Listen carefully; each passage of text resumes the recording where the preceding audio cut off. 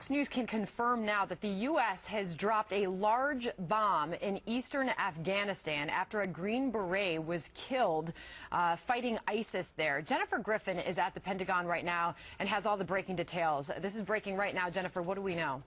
Well, Sandra, this is not just a large bomb. It is the largest bomb in the Air Force arsenal. It's known as the Massive Ordnance Air Blast, MOAB, also called the mother of all bombs in common parlance by the Air Force. And we've just been able to confirm with the Pentagon that the U.S. Air Force in Afghanistan, in Nangarhar province, dropped this bomb, which is 21,000 pounds of ordnance. It's the first time that it has been used in combat. It dropped it in Nangarhar province, not far from where that Green Beret Special Forces soldier was killed on Saturday. He was killed in small arms fire as he was going against some ISIS targets in Afghanistan. Now we understand that this 21,000-pound bomb has been dropped not long ago. Again, it has never been used in combat before. It was developed by the Air Force in 2003.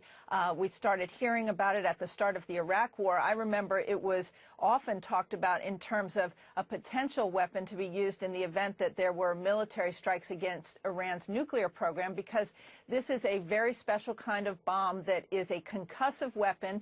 It does not penetrate into the ground, but in fact, it is capable of destroying tunnels and a large surface area. So we're getting more details right now, but this has just occurred in Afghanistan as far as we know. About that, Jennifer, the tunnels that you mentioned, what more can you tell us specifically about the area in which this large bomb was dropped?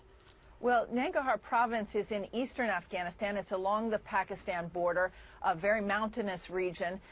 It is not clear how, what is baffling at this moment in time is how would one know that there were not civilians in that area, because this is a very mountainous area, and the bomb blast radius for a bomb that is 21,000 pounds. Just to give you some idea, Sandra, a Tomahawk missile has 1,000 pounds of warhead on it, explosive on board.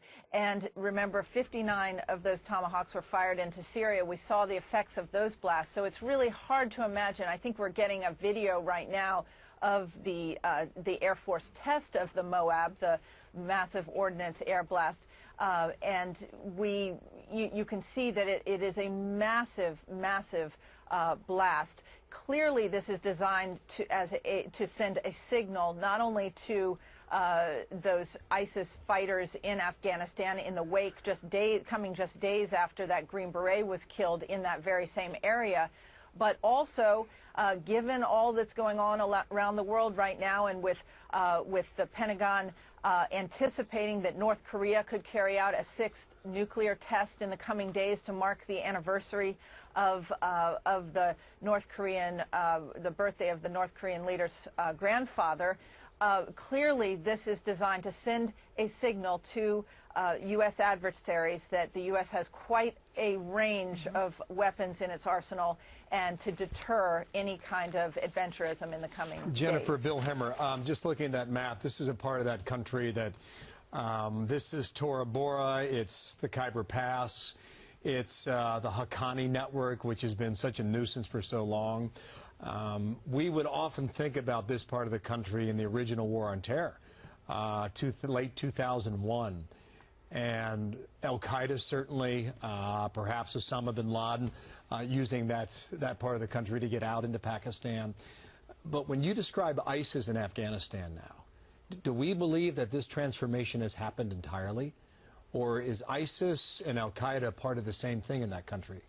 Well, Bill, it's very difficult to separate the two. What we have seen in recent months and years is that there are those on the ground in Afghanistan who have started to pledge their loyalty to ISIS. But are they foreign fighters who came from Syria who are who belong to ISIS. Again, it's mostly that, as you see in these situations, when you have ungovernable territory, whether a certain group of fighters pledges allegiance to Al-Qaeda or the Taliban or ISIS, usually they are looking for who appears to be on the winning team. And so we've heard from U.S. commanders that they've seen nascent beginnings of an ISIS network beginning in Afghanistan, and it is very clear that those Green Berets, those U.S. Special Forces that were on the ground operating in Nangarhar over the weekend, in which Staff Sergeant Mark de Alansar of Eglin Air Force Base, he was killed in that fighting over the weekend. And clearly this bomb, this very massive bomb, I will say, is designed to send a signal to ISIS and others as to the U.S. military capability. They're trying to penetrate these caves and tunnels, and the only other way to access that is to go in hand-to-hand combat, literally. But the power and the force of this bomb, Jennifer, it could take the top of a mountain off with it.